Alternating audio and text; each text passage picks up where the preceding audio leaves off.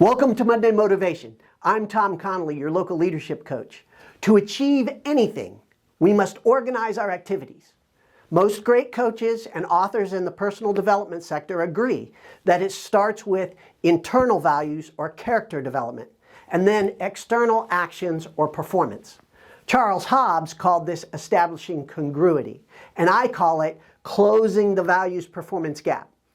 Others approach it from various directions and methods, but they all align the inner and the outer life, most with values, vision, mission, and purpose. With the direction, we can then consider the actions required. In 2004, while en route to Iraq, as I considered where I needed to weight the battle daily, I made a long list of actions that I couldn't accomplish daily, so I prioritized. Yet the list remained long. I realized I could only accomplish about 7 things daily that required thought. So I took a higher perspective and grouped common tasks or functions into 7 buckets from which I drew critical daily tasks. Some were critical daily, some weekly, some for a period, like for the first month when I walked the vehicle line of every platoon before a mission to ensure everyone understood their orders and had completed pre-combat checks and inspections.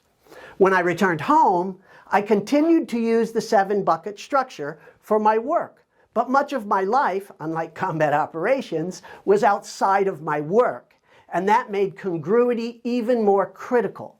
So I revised my 7 buckets to ensure they accounted for my roles and values. Then a few years ago, I noticed that Brian Tracy's 7 areas of life closely align with my 7 buckets.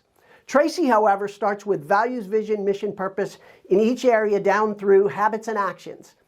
I think this approach can create silos in our lives.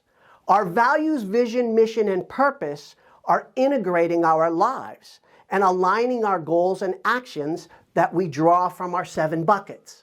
Whether you use the 3 buckets of spirit, mind, and body, or the spirit, mind, body, and work, or the one most important thing, or the 7 buckets, they should account for your roles and be guided by your highest values. So this week, take some time to consider your critical roles, functions, and highest values.